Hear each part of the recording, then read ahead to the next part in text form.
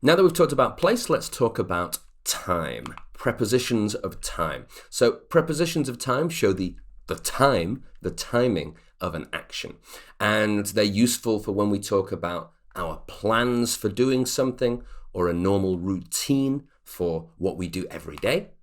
And the most common ones are on, at, and in. So let's look at some general rules. On is used about specific days. At is used to provide an exact time when something will happen. And in is used for periods of time, like months or seasons or morning, afternoon, evening. And it has a similar meaning to during. And we can take a look at some examples. And once again, you can take these examples and study them yourself. So unfortunately, I will have to work on Saturdays. Okay, so it's on a specific day. On Fridays, we end work an hour earlier.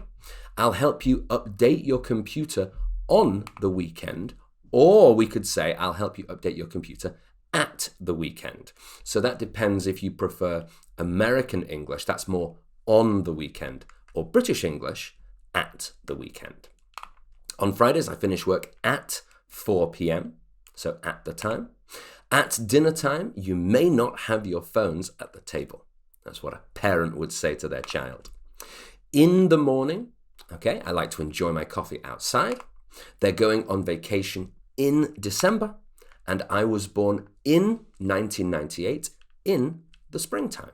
So those are some examples of those three rules in action.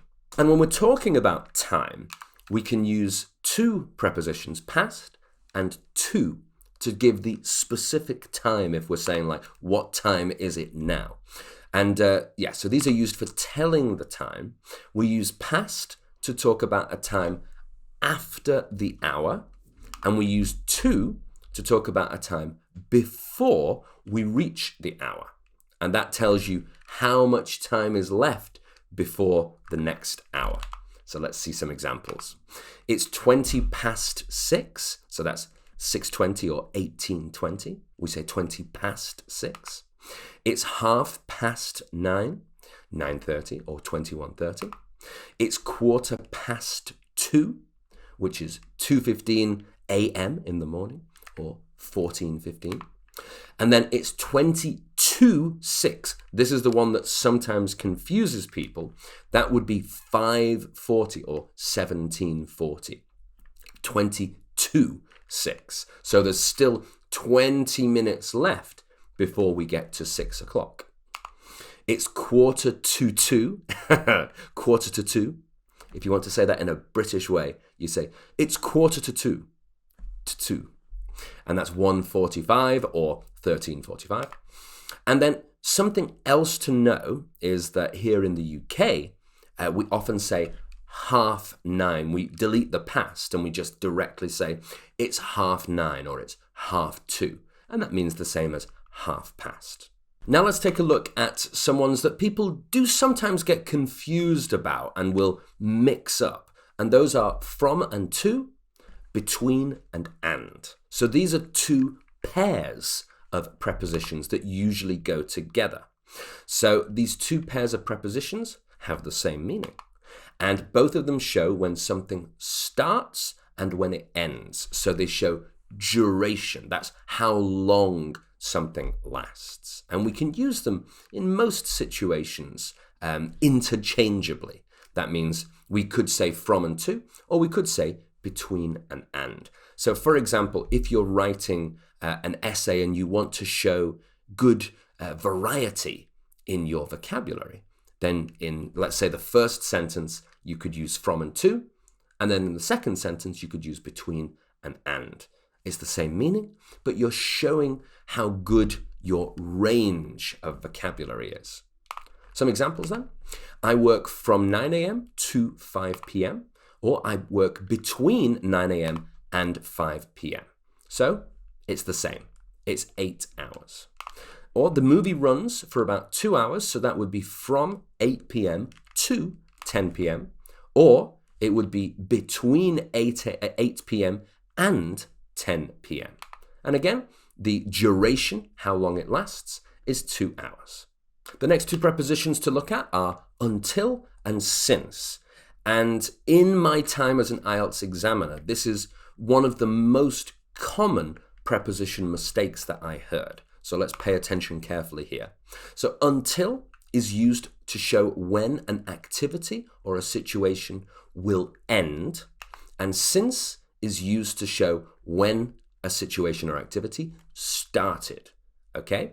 And the important thing is that for both of these, that situation or activity is ongoing. That means it's happening now. So you can think about it like this. You're in the middle of that activity.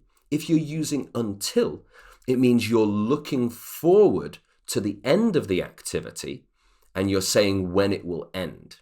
If you're using since, that means you're looking back to the start of the activity and talking about maybe how long you've been doing it. And often since is used to complain and say, oh, I'm so tired. I've been working since 6 a.m. this morning. But not always. It doesn't have to be a complaint. Let's see some examples. I will be working until 5 p.m. today. Now could be like 1 p.m. and we're looking into the future. The project will be running until December. Now it could be, let's say, June or July or September. Inflation will keep rising until the supply chain crisis ends. And then I have been working since 9 a.m. and I'm really tired now. The project has been running since January, so it started in January and it's still going.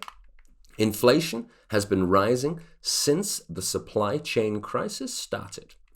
And something to note is that since is often used with the present perfect tense, all right? For example, I have been working here since 2015, for example. So you're looking back to the start and saying how long you've been doing that. Another example, I've been reading here since, or I had been living there since. And then we say, when did it start? So until and since, something important to remember.